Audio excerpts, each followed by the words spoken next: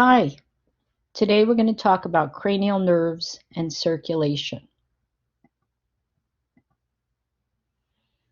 So there are 12 pairs of cranial nerves, and they're called cranial nerves because they originate within the brain.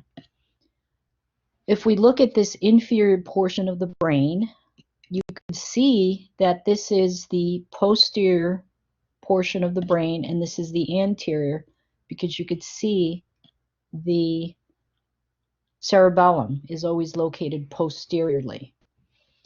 The cranial nerves are in order from 1 through 12, 1 being more anterior and 12 being more posterior and inferior. The other thing I want you to note, and not always, that often the name of the cranial nerve will give you a little insight of what the function is. So let's start with cranial nerve number 1. It's the olfactory cranial nerve, and it gives us the sensation of smell. Cranial nerve number 2 is the optic cranial nerve, gives us the sensation of sight. Cranial nerve number 3, oculomotor. This gives us the motor innervation to eyeball movements. It's going to innervate most of those eyeball muscles, along with trochlear. Trochlear also innervates one of the eyeball muscles, and the abducens innervates the lateral rectus, which is another eyeball muscle. So the other interesting fact here, the trochlear, you can see here, is the smallest cranial nerve. Cranial nerve number 5 is the trigeminal, and we call it trigeminal because it has 3 branches, you can see here, and it's also the largest cranial nerve. You can see it here in blue. This is going to have both sensory to the face and also motor to the muscles of mastication or the muscles of chewing. Cranial nerve number 7 is called facial. Facial is also motor and sensory to the motor to the muscles of facial expression and sensory to the anterior 2/3 of the tongue. Vestibulocochlear is here. Vestibulocochlear is sensory to hearing and balance.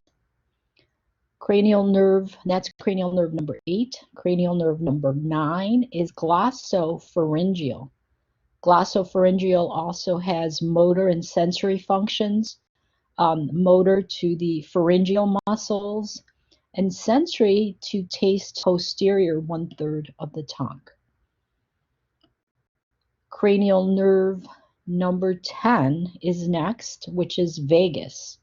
Vagus has motor and sensory primarily to the organs of our thoracic and abdominal pelvic. Cranial nerve number 11 is the accessory, and it's going to provide motor innervation to the sternocleidomastoid and the trapezius muscle. And then cranial number 12, which is the last cranial nerve. This is called the hypoglossal, which innervates our tongue muscles. So this is the image on the cadaver. Please review the cranial nerves in your manuals. This is a table for mnemonics to help memorize the order of the cranial nerves and the functions. So the order would be on Old Olympic, towering tops, French, Vietnamese, German, viewed some hops. They follow along with the names of the cranial nerves. Here you can see that each of these cranial nerves is either sensory for S, motor for M, or B is both. So a mnemonic for this, knowing if it's sensory, motor, or both, is some say make money, but my brother says bad business, my man. This is a generality of functions. This is another table for your use that gives us the sensory function, the motor function, and also the parasympathetic function of the cranial nerves.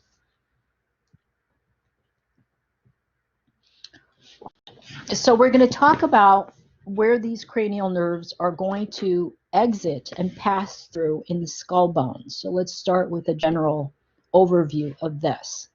So if we look at this image of the skull bones, and we could see here, this is the frontal, the red is the ethmoid, the yellow here is the sphenoid bone, this is the sella turcica, where the pituitary gland sits.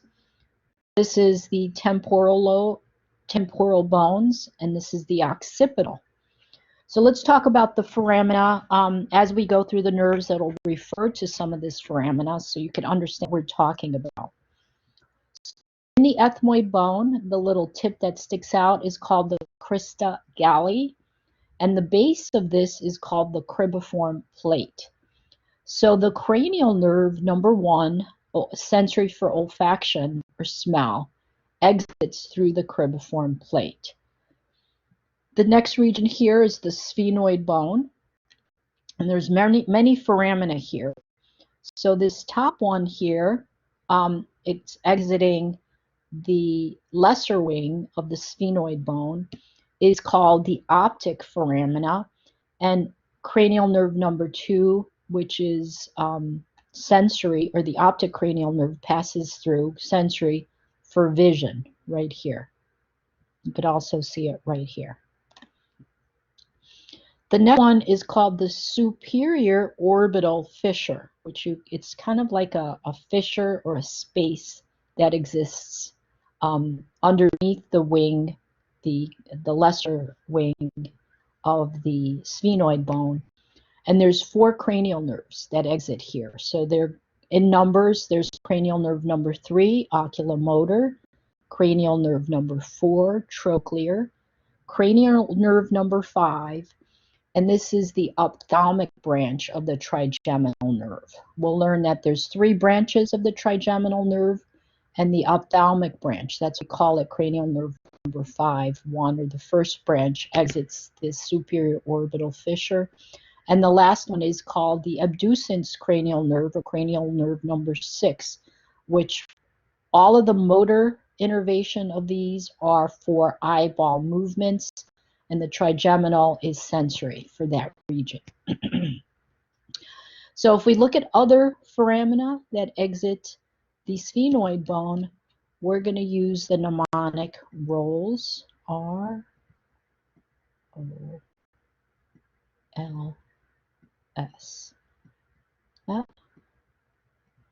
So the first foramina here is called the foramina rotundum. And the second branch of the trigeminal branch, which is called the maxillary branch, exits the foramina rotundum. The O is foramina ovale, and we call it ovale because it looks oval. And the third branch, or the mandibular branch of the trigeminal nerve, exits the foramina ovale. L is foramina lacerum. It's kind of like a little line, if we could see it. And then the last one is the foramina spinosum. It almost looks like a little dot, and vessels exit those foramina. The next region here is the temporal bone, and here is a foramina, and that's called the internal acoustic meatus, or where the a couple of cranial nerves exit here. One is called the facial, which is cranial nerve number 7, and also, of course, the vestibulocochlear, which is sensory for hearing and balance, exit the internal acoustic meatus. So far we've talked about 1 through 8 cranial nerves. We only have 4 more cranial nerves, and you see here, underneath here, in between the occipital bone and the temporal bone, is a foramina called the jugular foramina. And the jugular foramina has 3 cranial nerves. So if they all go in order, it's 9 glossopharyngeal, 10 vis, and 11 accessory cranial nerve exits the jugular foramina. And the last foramina is in the just superior to the foramen magnum, and that's called the hypoglossal canal. And the hypoglossal cranial nerve, number 12, exits through that region. I've also included here is a chart of the Roman numerals, so you can review these. The cranial nerves go from 1 through 12, and these are the Roman numerals that that go along with it for your own review. So there are 12 pairs of cranial nerves, and they exit through those various foramina. There's some interesting facts we have to know. There's 3 cranial nerves that are entirely sensory, and that's 1, 2, and 7.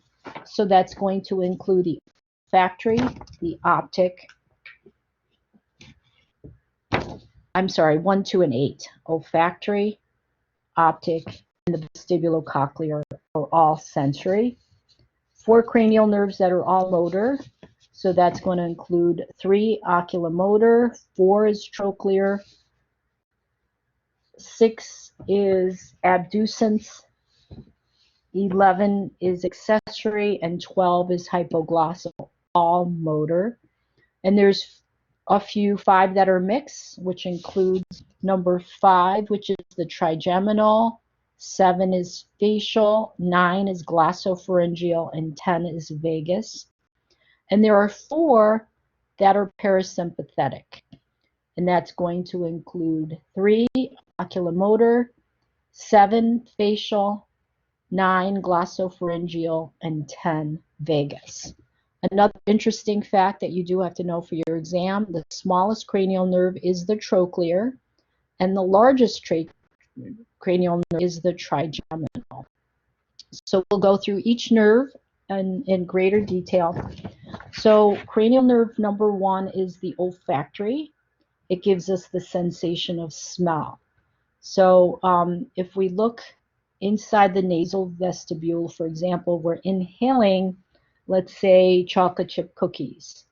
This is going to go through the cribriform plate of the ethmoid bone, and that sensation is going to follow along the olfactory bulb, olfactory tract, and that is going to end up in the olfactory cortex of the temporal bone.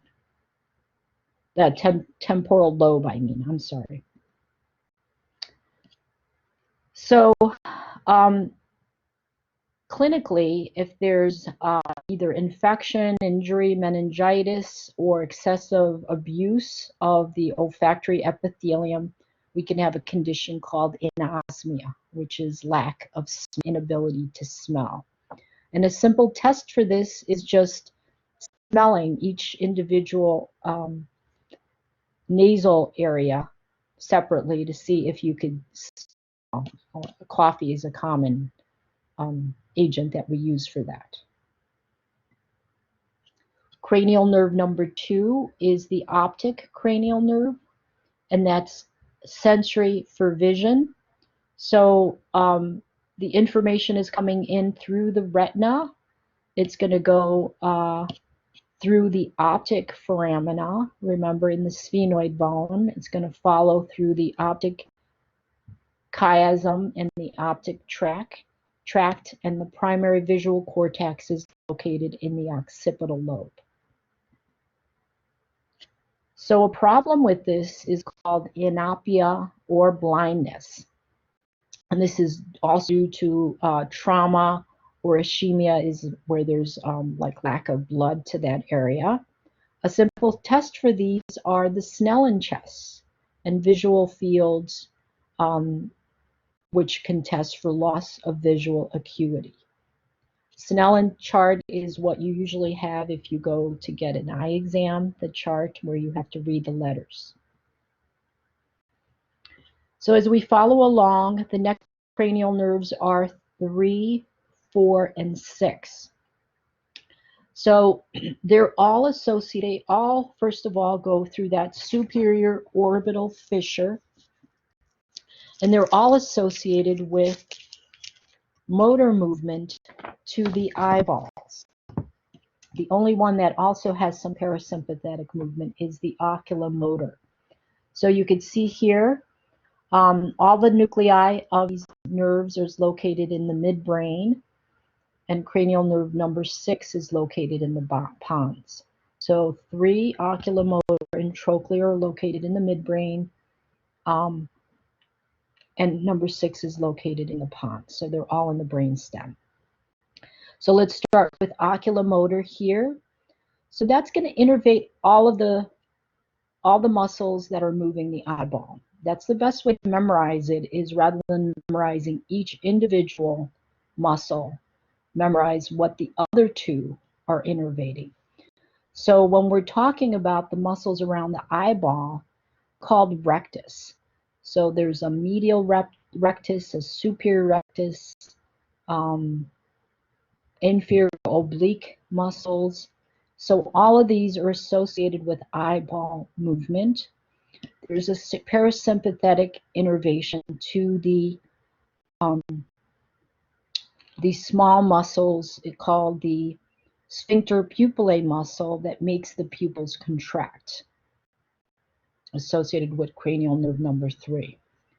Cranial nerve number 4 is called the trochlea. An interesting fact about this, it's the smallest cranial nerve, and this is innervating the superior oblique muscle. And then the cranial nerve number 6 is motor to the lateral rectus muscle, or the abducens. So a good way to memorize that is the abducens muscle, the abducens cranial nerve abducts the eye, because it's innervating that lateral rectus, which brings the eyeball inward.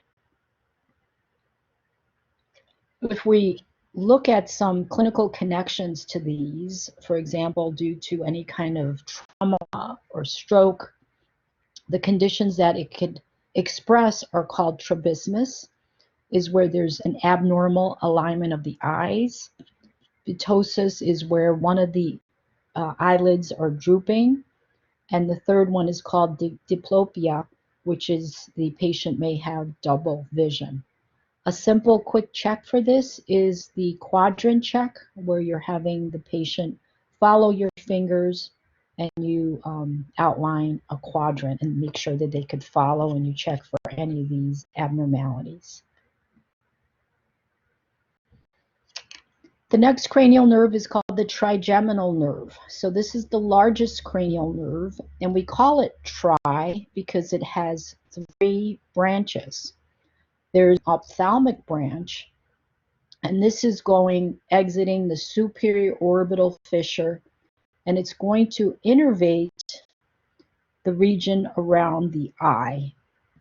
The second branch is called the maxillary branch, and this is going to run over the mandibular region, the maxillary region of the bone, and this exits the foramina rotundum.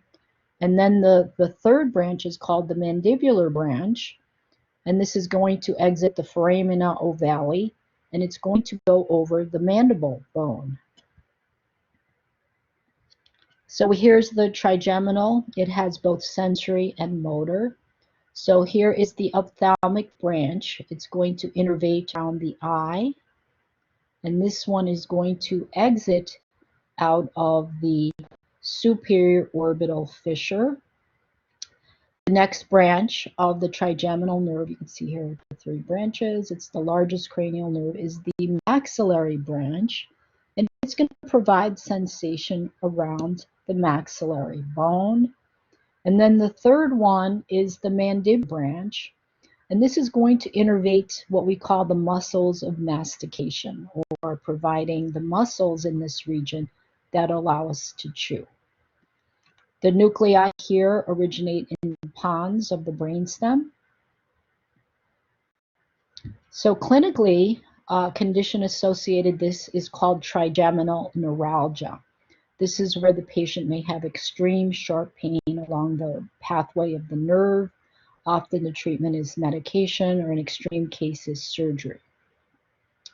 So a simple test for this is, for example, a cotton ball a sensory test along the 3 branches of the trigeminal nerve, and then having the patient like clench their teeth and making sure they're able to do that. The next cranial nerve is called the facial cranial nerve. So this has sensory, motor, and parasympathetic functions. It's muscle to the muscles of facial expression. So it includes all of these muscles that's innervating the frontalis, the orbicularis oculi, orbicularis oris, the zygomatic major. These are just the muscles that are innervated with the muscles of facial expression.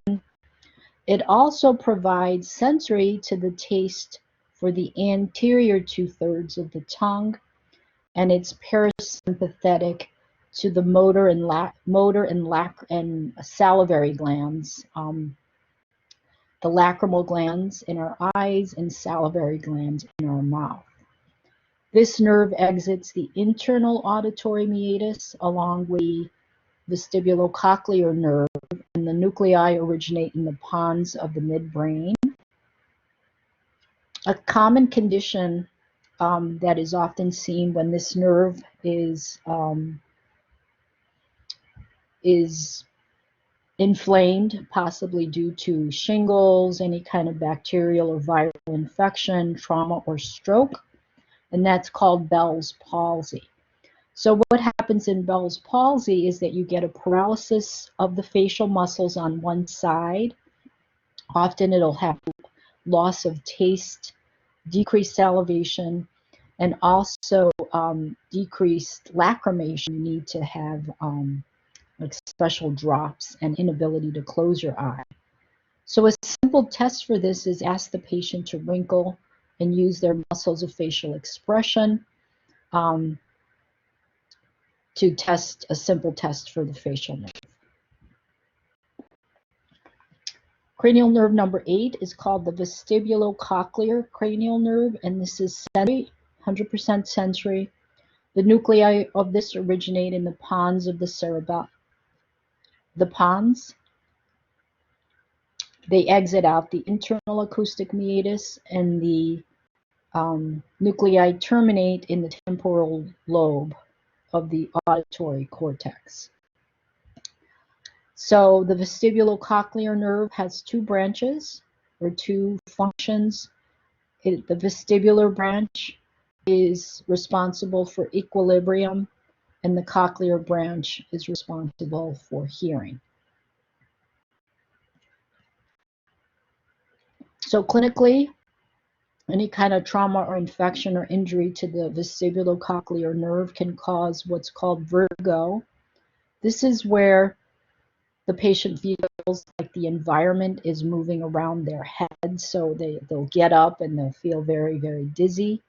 Ataxia or incoordination when attempting to walk, and a condition called nystagmus. And nystagmus is when you look at a person's eyeball and it'll like shake or tremor.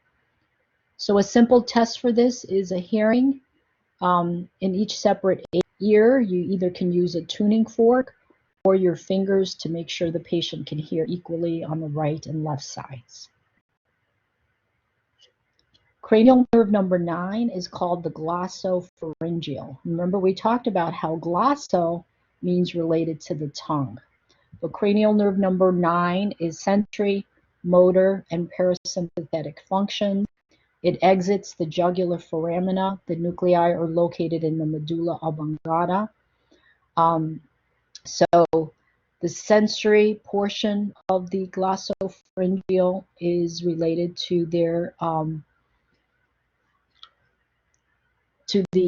sensory is related to the taste to the posterior 1/3 of the tongue, motor for swallowing, and parasympathetics to increase secretions from the parotid and salivary glands is associated with the glossopharyngeal nerve.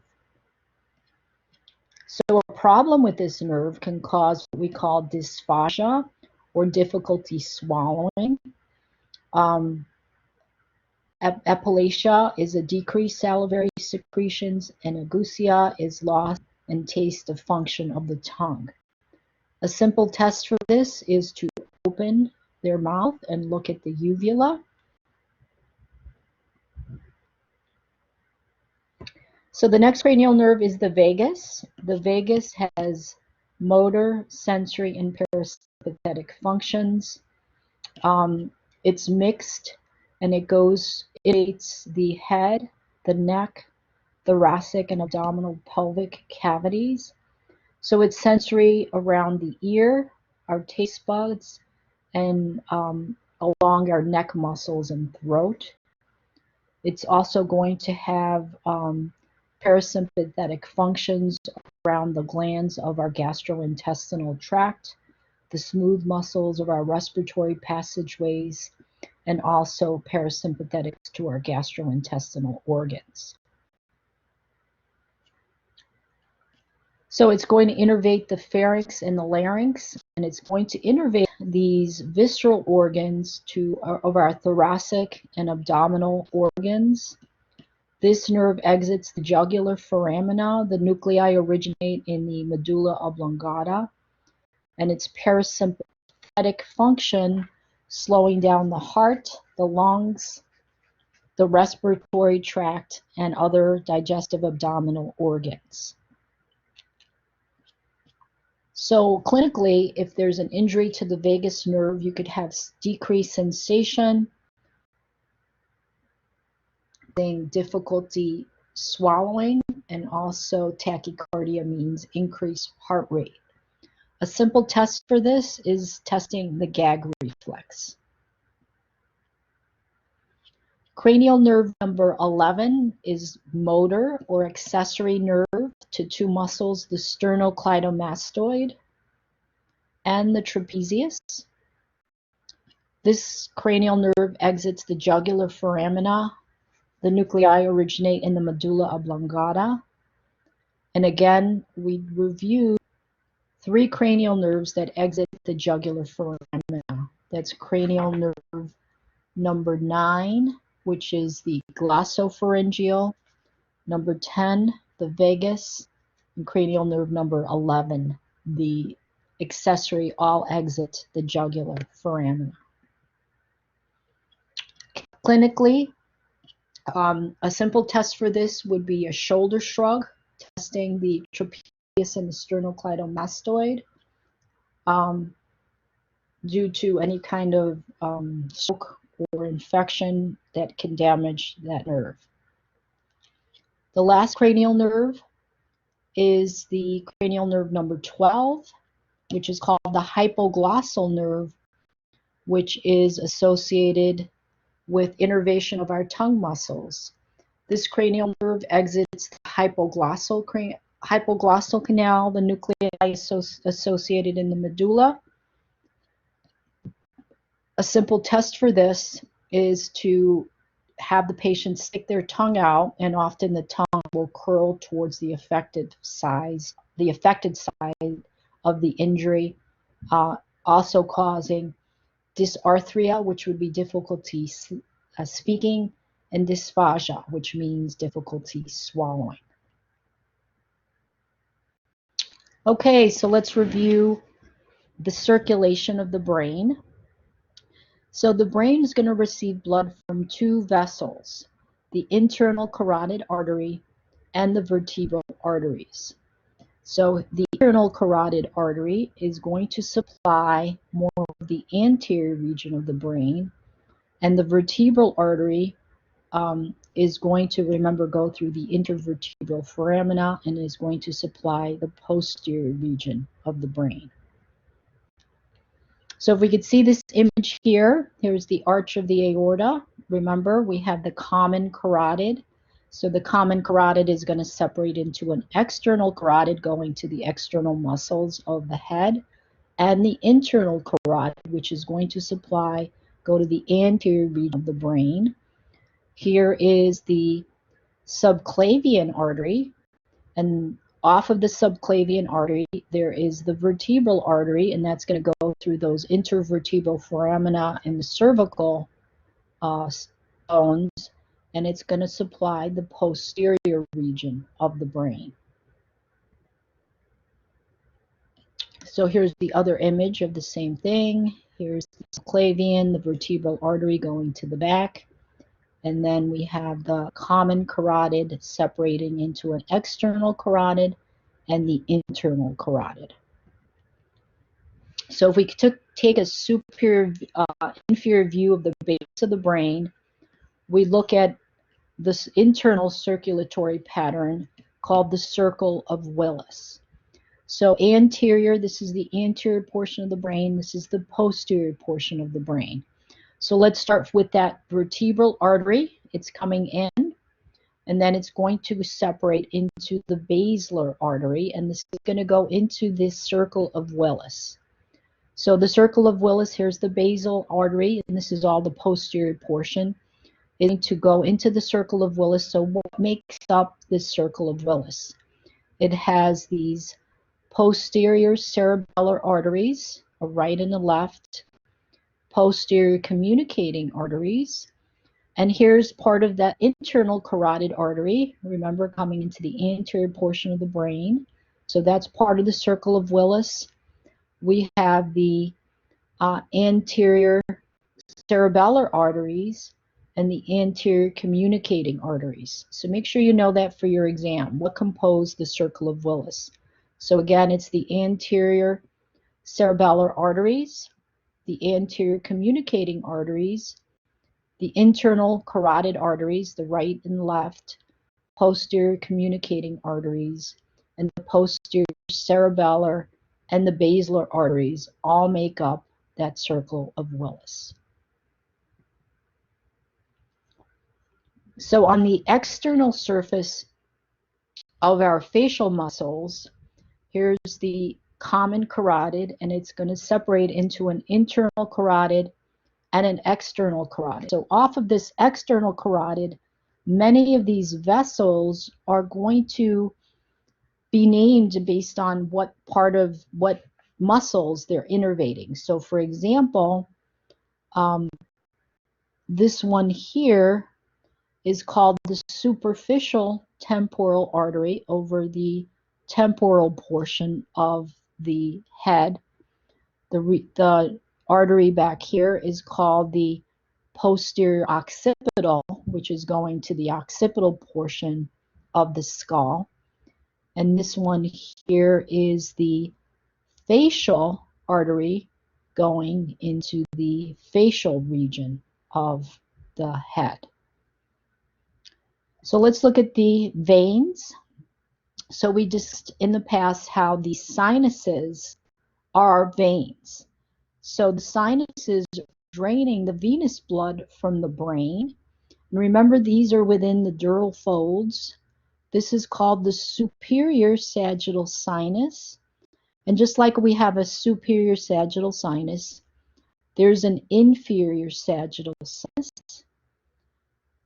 And there's also a transverse sinus and a straight sinus right here. So those are the major sinuses that are draining that deoxygenated blood. Here's a better image of the superior sagittal sinus, and these are in those dural folds. The inferior sagittal sinus. There's a transverse sinus and a straight sinus.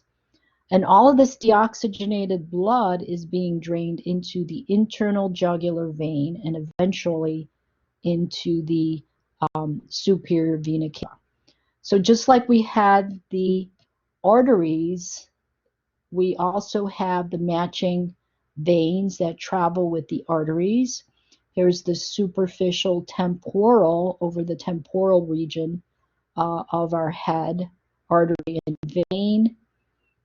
Here is the facial artery and vein going over the face, the occipital artery and vein.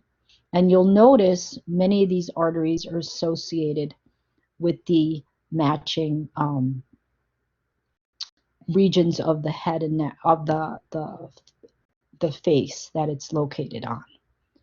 So, okay, we are done.